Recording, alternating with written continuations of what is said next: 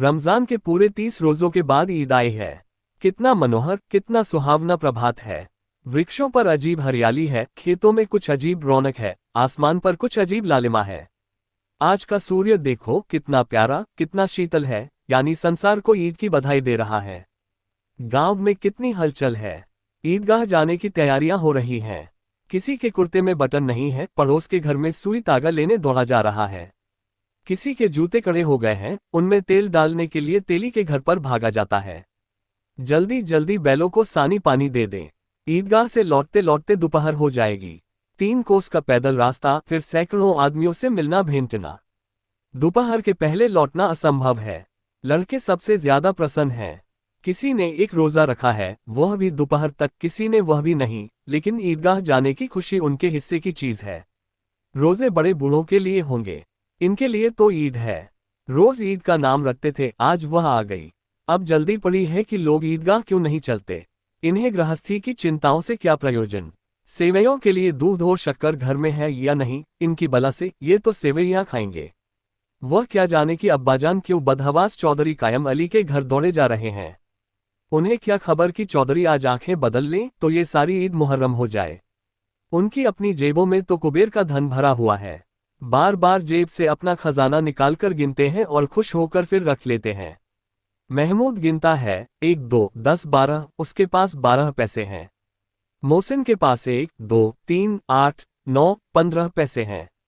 इन्हीं अनगिनती पैसों में अनगिनती चीजें लाएंगे, खिलौने, मिठाइयाँ, बिगुल, गेंद और जाने क्या क्या। और सबसे ज्यादा प्रसन्न है हामिद।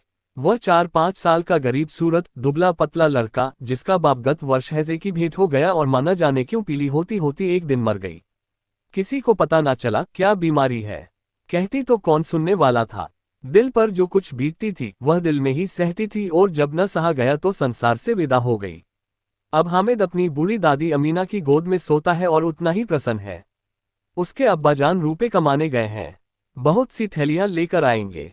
अम्मी जान अल्लाह मियाँ के घर से उसके लिए बड़ी अच्छी अच्छी चीजें लाने गई हैं, इसलिए हामिद प्रसन्न है।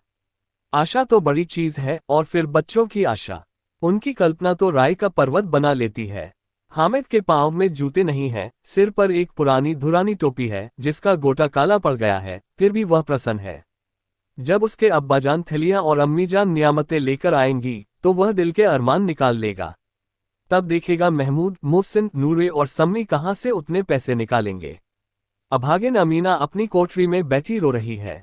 आज ईद का दिन, उसके घर में दाना नहीं। आज आबिद होता तो क्या इसी तरह ईद आती और चली जाती। इस अंधकार और निराशा में वह डूबी जा रही है। किसने बुलाया था इस निगोड़ी ईद को। इस घर में उसका काम नहीं, लेकिन हामिद।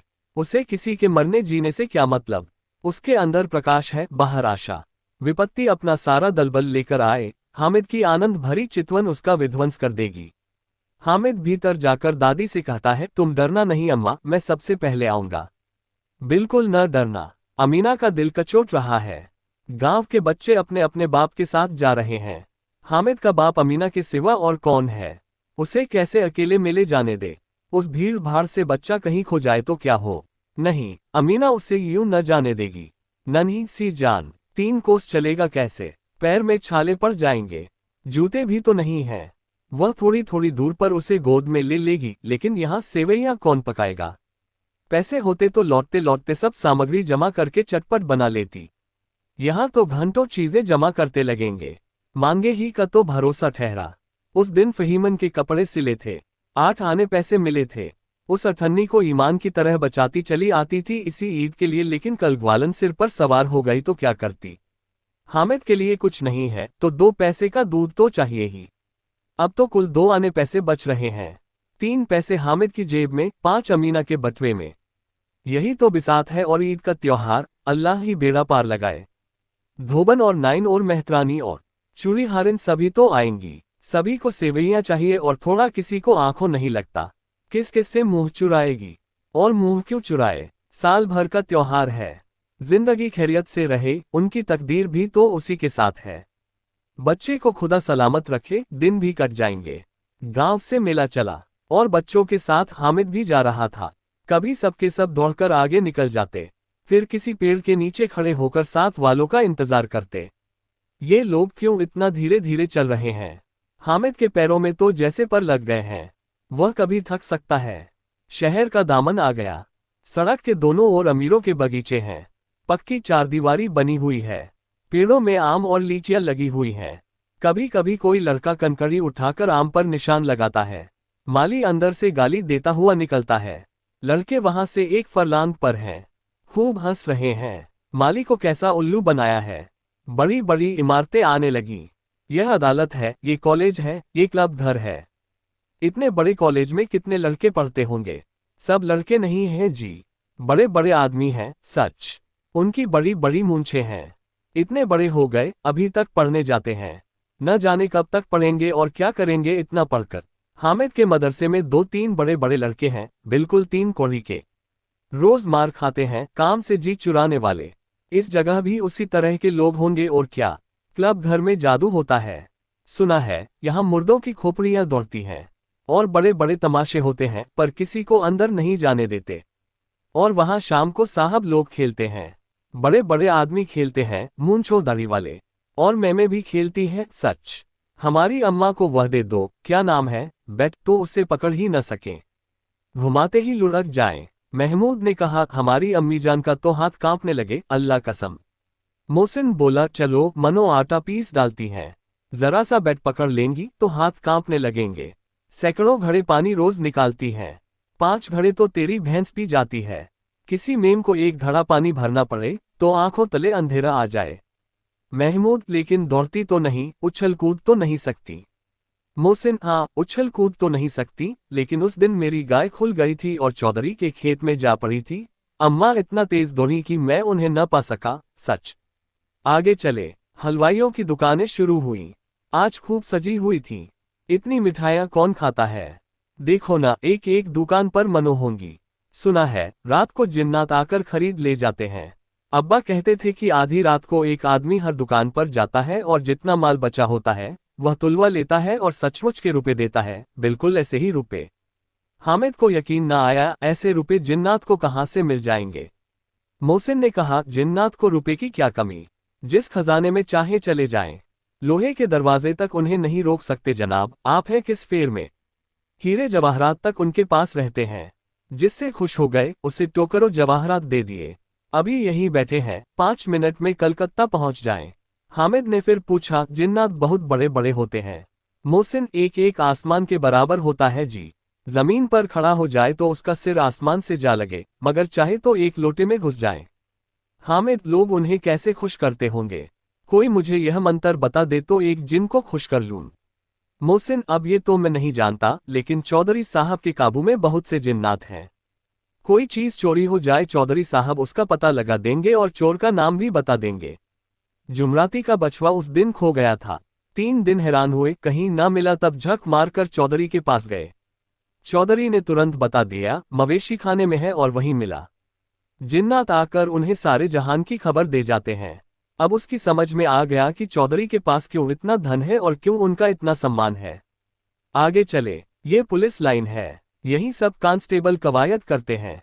रटन 5-4 रात को बेचारे घूम घूम कर पहरा देते हैं, नहीं चोरियां हो जाए। मोहसिन ने प्रतिवाद किया, ये कांस्टेबल पहरा देते हैं, तभी तुम बहुत जानते हो अजी हजरत, ये चोरी कराते हैं। शहर के जितने चोर डाकू हैं सब इनसे मिले रहते हैं। रात को ये लोग चोरों से तो कहते हैं चोरी करो और आप दूसरे मोहल्ले में जाकर जागते रहो, पुकारते हैं। जब ही इन लोगों के पास इतने रुपए आते हैं। मेरे मामू एक थाने में कांस्टेबल हैं, 20 रुपया महीना पाते हैं, लेकिन 50 रुपए घर भेजते हैं।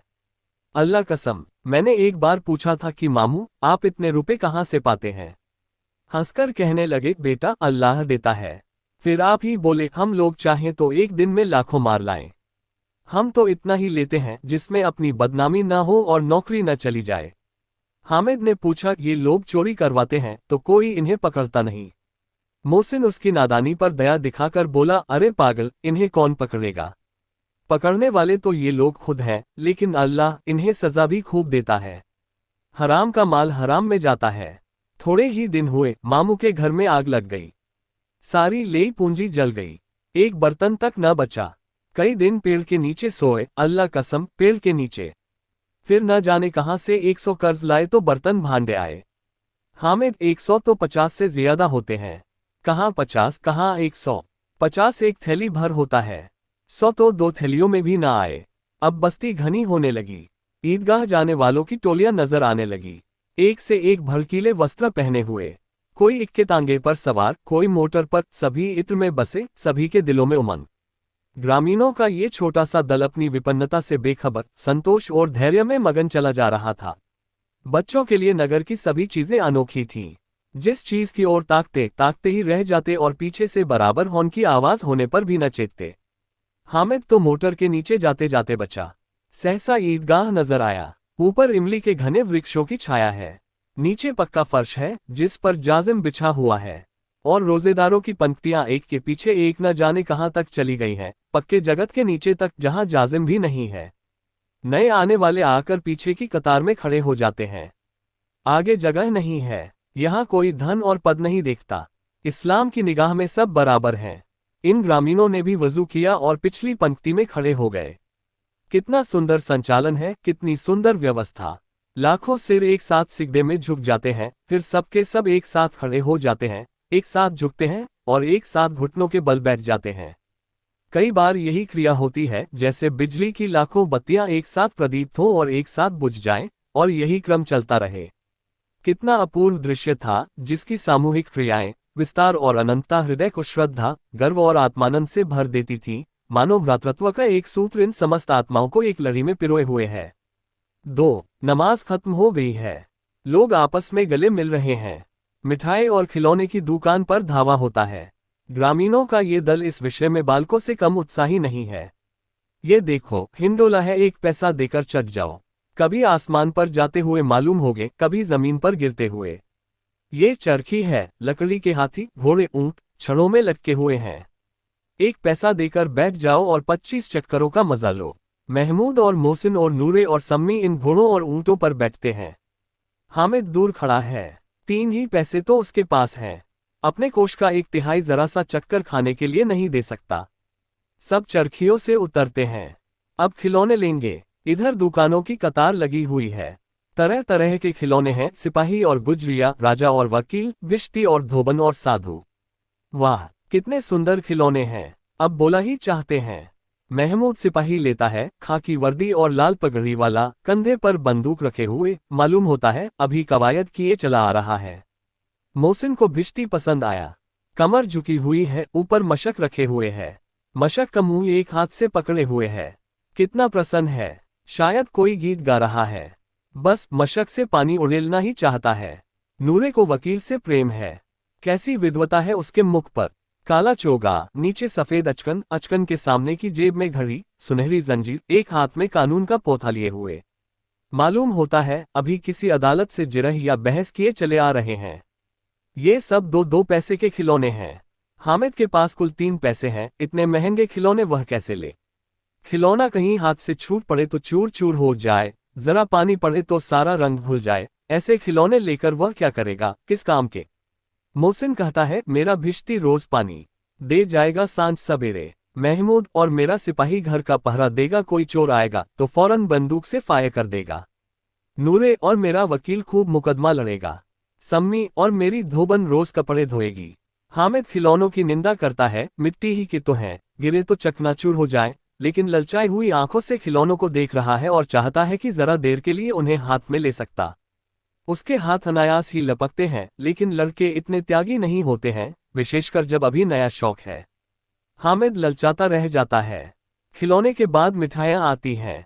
किसी ने रेवड़ियाँ ली हैं, किसी ने गुलाब घटाव जामुन, किसी ने सोहन हलवा। मजे से खा रहे हैं। हामिद उनकी बिरादरी से पृथक है। अभागे के पास 3 पैसे हैं, क्यों नहीं कुछ लेकर खाता। ललचाए आंखों से सबकी ओर देखता है। मोहसिन कहता है हामिद रेवड़ी ले जा, कितनी खुशबूदार है। हामिद को संदेह हुआ ये केवल क्रूर विनोद है, मोहसिन इतना उदार नहीं है, लेकिन ये जानकर भी वह उसके पास जाता है। मोहसिन दोने से एक रेवड़ी निकालकर हामिद की ओर बढ़ाता है।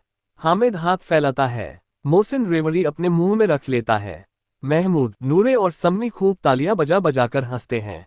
हामिद खिसिया जाता है। मोहसिन, अच्छा अब की जरूर देंगे। हामिद, अल्लाह कसम ले जा। हामिद, रखे रहो, क्या मेरे पास पैसे नहीं हैं। सम्मी 3 ही पैसे तो हैं।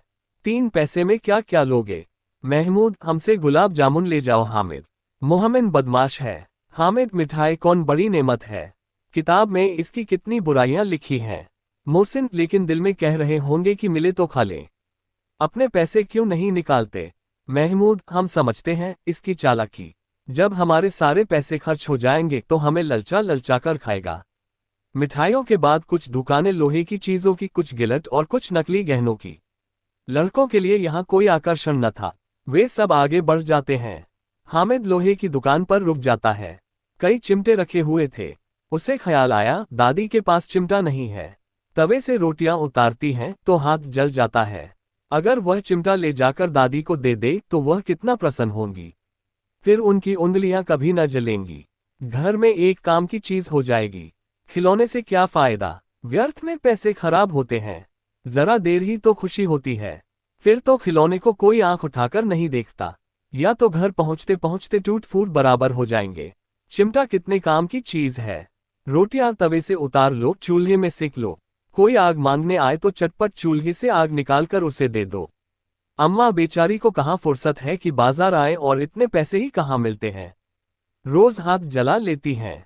हामिद के साथी आगे बढ़ गए हैं। सबील पर सब के सब शरबत पी रहे हैं। देखो सब कितने लालची हैं। इतनी मिठाइयां ली, मुझे किसी ने एक भी न दी। उस पर कहते हैं मेरे साथ खेलो, मेरा ये काम करो। अब अगर किसी ने कोई काम करने को कहा तो पूछूंगा। खाए मिठाइयां, आप मुंह सड़ेगा, फोड़े फुंसियां निकलेंगी, आपकी जबान चटोरी हो जाएगी। तब घर से पैसे चुराएंगे और मार खाएंगे। किताब में झूठी बातें थोड़ी ही लिखी हैं। मेरी जबान क्यों खराब होगी? अम्मा चिमटा देखते ही दौड़कर मेरे हाथ से ले लेंगी और कहेंगी मेरा बच्चा अम्मा के लिए चिमटा लाया है। हजारों दुआएं देंगी, फिर पड़ोस की औरतों को दिखाएंगी। सारे गांव में चर्चा होने लगेगी, हामिद चिमटा लाया है, कितना अच्छा लड़का है। इन लोगों के खिलौनों पर कौन इन्हें दुआएं देगा?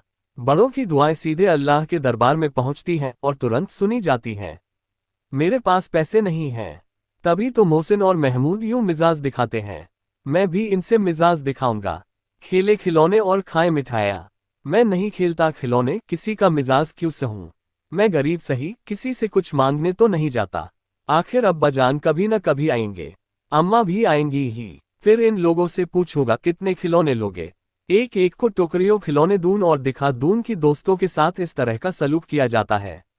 यह नहीं कि एक पैसे की रेवड़ियां ली तो चिड़ा चिड़ा कर खाने लगे। सबके सब हंसेंगे कि हामिद ने चिमटा लिया है।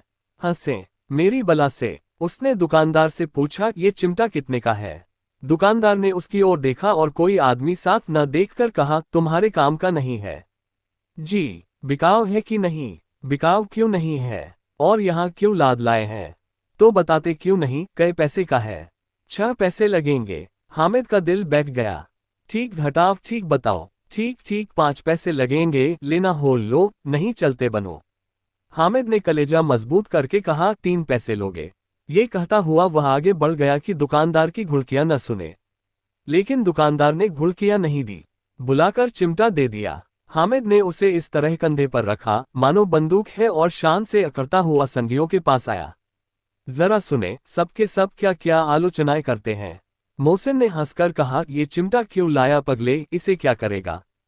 हामिद ने चिमटे को जमीन पर पटक कर कहा जरा अपना भिश्ती जमीन पर गिरा दो, सारी पसलियां चूर चूर हो जाए बच्चों की। महमूद बोला तो यह चिमटा कोई खिलौना है? हामिद खिलौना क्यों नहीं है? अभी कंधे पर रखा, बंदूक हो गई, हाथ में ले लिया, फकीरों का चिमटा हो गया। चाहूं तो इससे मजीरे का काम ले सकता हूं। एक चिमटा जमा दूं तो तुम लोगों के सारे खिलौनों की जान निकल जाए। तुम्हारे खिलौने कितना ही जोर लगाएं, मेरे चिमटे का बाल भी बांका नहीं कर सकते। मेरा बहादुर शेर है चिमटा। सम्मी ने खंजरी ली थी। प्रभावित होकर बोला मेरी खंजरी से बदलोगे? 2 आने की है। हामिद ने खंजरी की ओर उपेक्षा से देखा। मेरा चिमटा चाहे तो तुम्हारी खंजरी का पेट फाड़ डाले। बस एक चमड़े की झिल्ली लगा दी, धब धब बोलने लगी। जरा सा पानी लग जाए तो खत्म हो जाए। मेरा बहादुर चिमटा आग में, पानी में, आंधी में, तूफान में बराबर डटा खड़ा रहेगा। चिमटे ने सभी को मोहित कर लिया, लेकिन अब पैसे किसके पास धरे हैं? फिर मेले से दूर निकल आए हैं। 9 कब के बज गए, धूप तेज हो रही है, घर पहुंचने की जल्दी हो रही है। बाप से जिद भी करें तो चिमटा नहीं मिल सकता। हामिद है बड़ा चालाक, इसीलिए बदमाश ने अपने पैसे बचा रखे थे। अब बालकों के दो दल हो गए हैं। मोहसिन, महमूद, सम्मी और नूरे एक तरफ हैं, हामिद अकेला दूसरी तरफ। शास्त्रार्थ हो रहा है। सम्मी तो विधर्मी हो गया, दूसरे पक्ष से जा मिला, लेकिन मोहसिन, महमूद और नूरे भी हामिद से एक एक दो साल बड़े होने पर भी हामिद के आघातों से आतंकित हो उठे हैं। उसके पास न्याय का बल है और नीति की शक्ति। एक ओर मिट्टी है, दूसरी ओर लोहा, जो इस वक्त अपने को फौलाद कह रहा है। वह जय है, घातक है। अगर कोई शेर आ जाए तो मियाँ भिश्ती के छक्के छूट जाएं, मियाँ सिपाही मिट्टी की बंदूक छोड़कर भागें, वकील साहब की नानी मर जाए, चोगे में मुंह छिपाकर जमीन पर लेट जाएं। मगर यह चिमटा, ये बहादुर, ये रुस्तम घटाव एक घटाव हिंद लपक कर शेर की गर्दन पर सवार हो जाएगा और उसकी आंखें निकाल लेगा। मोहसिन ने एड़ी चोटी का जोर लगाकर कहा, अच्छा, पानी तो नहीं भर सकता। हामिद ने चिमटे को सीधा खड़ा करके कहा, भिश्ती को एक डांट बताएगा तो दौड़ा हुआ पानी लाकर उसके द्वार पर छिड़कने लगेगा। मोहसिन परास्त हो गया, पर महमूद ने कुमुक पहुंचाए, अगर बच्चा पकड़ जाए तो अदालत में बंधे बंधे फिरेंगे, तब तो वकील साहब के पैरों पड़ेंगे। हामिद इस प्रबल तर्क का जवाब न दे सका। उसने पूछा, हमें पकड़ने कौन आएगा? नूरे ने अकड़कर कहा, ये सिपाही बंदूक वाला। हामिद ने मुंह चिढ़ाकर कहा, ये बेचारे हम बहादुर रुस्तम घटाव एक घटाव हिंद को पकड़ेंगे। अच्छा लाओ, अभी जरा कुश्ती हो जाए, इसकी सूरत देखकर दूर से भागेंगे। पकड़ेंगे क्या बेचारे? मोहसिन को एक नई चोट सूझ गई, तुम्हारे चिमटे का मुंह रोज आग में जलेगा। उसने समझा था कि हामिद लाजवाब हो जाएगा, लेकिन ये बात न हुई। हामिद ने तुरंत जवाब दिया, आग में बहादुर ही कूदते हैं जनाब, तुम्हारे यह वकील, सिपाही और भिश्ती लेडियों की तरह घर में घुस जाएंगे। आग में कूदना वह काम है जो ये रुस्तम ए हिंद ही कर सकता है।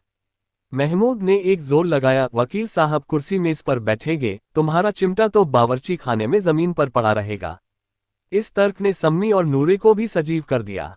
कितने ठिकाने की बात कही है पट्टे ने। चिमटा बावर्ची खाने में पड़ा रहने के सिवा और क्या कर सकता है? हामिद को कोई फड़कता हुआ जवाब न सूझा तो उसने धांधली शुरू की, मेरा चिमटा बावर्ची खाने में नहीं रहेगा। वकील साहब कुर्सी पर बैठेंगे तो जाकर उन्हें जमीन पर पटक देगा और उनका कानून उनके पेट में डाल देगा। बात कुछ बनी नहीं, खासी गाल गलौच थी, लेकिन कानून को पेट में डालने वाली बात छा गई। ऐसी छा गई कि तीनों सूरमा मुंह ताकते रह गए, मानो कोई धेलचा कनकौआ किसी गंदे वाले कनकौए को काट गया हो। कानून मुंह से बाहर निकलने वाली चीज है, उसको पेट के अंदर डाल दिया जाना बेतुकी सी बात होने पर भी कुछ नयापन रखती है। हामिद ने मैदान मार लिया। उसका चिमटा रुस्तम ए हिंद है। अब इसमें मोहसिन, महमूद, नूरे, सम्मी किसी को भी आपत्ति नहीं हो सकती। विजेता को हारने वालों से जो सत्कार मिलना स्वाभाविक है, वह हामिद को भी मिला। औरों ने 3-3, 4-4 आने पैसे खर्च किए, पर कोई काम की चीज न ले सके। हामिद ने 3 पैसे में रंग जमा लिया। सच ही तो है, खिलौनों का क्या भरोसा, टूट फूट जाएंगे। हामिद का चिमटा तो बना रहेगा बरसों। संधि की शर्तें तय होने लगी। मोहसिन ने कहा, जरा अपना चिमटा दो, हम भी देखें। तुम हमारा भिश्ती लेकर देखो। महमूद और नूरे ने भी अपने अपने खिलौने पेश किए। हामिद को इन शर्तों को मानने में कोई आपत्ति न थी। चिमटा बारी बारी से सबके हाथ में गया और उनके खिलौने बारी बारी से हामिद के हाथ में आए। कितने खूबसूरत खिलौने हैं। हामिद ने हारने वालों के आंसू पोंछे, मैं तुम्हें चिढ़ा रहा था, सच। ये चिमटा भला इन खिलौनों की क्या बराबरी करेगा, मालूम होता है। अब बोले। लेकिन मोहसिन की पार्टी को इस दिलासे से संतोष नहीं होता। चिमटे का सिक्का खूब बैठ गया है। चिपका हुआ टिकट अब पानी से नहीं छूट रहा है। मोहसिन, लेकिन इन खिलौनों के लिए कोई हमें दुआ तो न देगा? महमूद, दुआ को लिए फिरते हो, उल्टे मार ना पड़े। अम्मा जरूर कहेंगी कि मेले में यही मिट्टी के खिलौने मिले। हामिद को स्वीकार करना पड़ा कि खिलौनों को देखकर किसी की माँ इतनी खुश न होंगी जितनी दादी चिमटे को देखकर होंगी। 3 पैसों ही में तो उसे सब कुछ करना था और उन पैसों के इस उपयोग पर पछतावे की बिल्कुल जरूरत न थी। फिर अब तो चिमटा रुस्तम ए हिंद है और सभी खिलौनों का बादशाह। रास्ते में महमूद को भूख लगी। उसके बाप ने केले खाने को दिए। महमूद ने केवल हामिद को साझी बनाया। उसके अन्य मित्र मुंह ताकते रह गए। यह उस चिमटे का प्रसाद था। 3-11 बजे गांव में हलचल मच गई। मेले वाले आ गए। मोहसिन की छोटी बहन ने दौड़कर भिश्ती उसके हाथ से छीन लिया और मारे खुशी के जाओ छली तो मियाँ भिश्ती नीचे आ रहे और सुरलोक से धारे। इस पर भाई बहन में मारपीट हुई। दानो खूब रोए। उनकी अम्मा ये शोर सुनकर बिगड़ी और दोनों को ऊपर से दो दो चांटे और लगाए। मियां नूरे के वकील का अंत उनके प्रतिष्ठानुकूल इससे ज्यादा गौरव में हुआ। वकील जमीन पर या ताक पर तो नहीं बैठ सकता, उसकी मर्यादा का विचार तो करना ही होगा। दीवार में खूंटियां गाड़ी गई, उन पर लकड़ी का एक पटरा रखा गया, पटरे पर कागज का कालीन बिछाया गया। वकील साहब राजा भोज की भांति सिंहासन पर विराजे। नूरे ने उन्हें पंखा झलना शुरू किया। अदालतों में खस की टिट्टियां और बिजली के पंखे रहते हैं, क्या यहाँ मामूली पंखा भी न हो? कानून की गर्मी दिमाग पर चढ़ जाएगी कि नहीं? बांस का पंखा आया और नूरे हवा करने लगे। मालूम नहीं पंखे की हवा से या पंखे की चोट से वकील साहब स्वर्गलोक से मृत्युलोक में आ रहे और उनका माटी का चोला माटी में मिल गया। फिर बड़े जोर शोर से मातम हुआ और वकील साहब की अस्थि घूर पर डाल दी गई। अब रहा महमूद का सिपाही, उसे चटपट गांव का पहरा देने का चार्ज मिल गया, लेकिन पुलिस का सिपाही कोई साधारण व्यक्ति तो नहीं जो अपने पैरों चले। वह पालकी पर चलेगा। एक टोकरी आई, उसमें कुछ लाल रंग के फटे पुराने चिथड़े बिछाए गए, जिसमें सिपाही साहब आराम से लेटे। नूरे ने ये टोकरी उठाए और अपने द्वार का चक्कर लगाने लगे। उनके दोनों छोटे भाई सिपाही की तरफ से छोने वाले जागते लहो पुकारते चलते हैं। मगर रात तो अंधेरी ही होनी चाहिए, महमूद को ठोकर लग जाती है। टोकरी उसके हाथ से छूटकर गिर पड़ती है और मियां सिपाही अपनी बंदूक लिए जमीन पर आ जाते हैं और उनकी एक टांग में विकार आ जाता है। महमूद को आज ज्ञात हुआ कि वह अच्छा डॉक्टर है। उसको ऐसा मरहम मिला गया है जिससे वह टूटी टांग को आनन फानन जोड़ सकता है। केवल गूला का दूध चाहिए। गूला का दूध आता है, टांग जोड़ दी जाती है, लेकिन सिपाही को ज्यों ही खड़ा किया जाता है, टांग जवाब दे देती है। शल्य क्रिया असफल हुई, तब उसकी दूसरी टांग भी तोड़ दी जाती है। अब कम से कम एक जगह आराम से बैठ तो सकता है। एक टांग से तो न चल सकता था, न बैठ सकता था। अब वह सिपाही सन्यासी हो गया है, अपनी जगह पर बैठा बैठा पहरा देता है। कभी कभी देवता भी बन जाता है। उसके सिर का झालरदार साफा खुर्च दिया गया है। अब उसका जितना रूपांतर चाहो कर सकते हो। कभी कभी तो उससे बाट का काम भी लिया जाता है। अब मियां हामिद का हाल सुनिए। अमीना उसकी आवाज सुनते ही दौड़ी और उसे गोद में उठाकर प्यार करने लगी। सहसा उसके हाथ में चिमटा देखकर वह चौंकी। ये चिमटा कहाँ था? मैंने मोल लिया है। कै पैसे में? 3 पैसे दिए। अमीना ने छाती पीट ली। ये कैसा बेसमझ लड़का है कि दोपहर हुआ कुछ खाया न पिया। लाया क्या? चिमटा। सारे मेले में तुझे और कोई चीज ना मिली जो ये लोहे का चिमटा उठा लाया। हामिद ने अपराधी भाव से कहा, तुम्हारी उंगलियां तवे से जल जाती थी, इसलिए मैंने इसे लिया। बुढ़िया का क्रोध तुरंत स्नेह में बदल गया, और स्नेह भी वह नहीं जो प्रगल्भ होता है और अपनी सारी कसक शब्दों में बिखेर देता है। यह मूक स्नेह था, खूब ठोस रस और स्वाद से भरा हुआ। बच्चे में कितना त्याग, कितना सद्भाव और कितना विवेक है। दूसरों को खिलौने लेते और मिठाई खाते देखकर इसका मन कितना ललचाया होगा। इतना जब्त इससे हुआ कैसे? वहां भी इसे अपनी बुढ़िया दादी की याद बनी रही। अमीना का मन गदगद हो गया। और अब एक बड़ी विचित्र बात हुई, हामिद के इस चिमटे से भी विचित्र। बच्चे हामिद ने बूढ़े हामिद का पाठ खेला था। बुढ़िया अमीना बालिका अमीना बन गई। वह रोने लगी, दामन फैलाकर हामिद को दुआएं देती जाती थी और आंसू की बड़ी बड़ी बूंदें गिराती जाती थी। हामिद इसका रहस्य क्या समझता?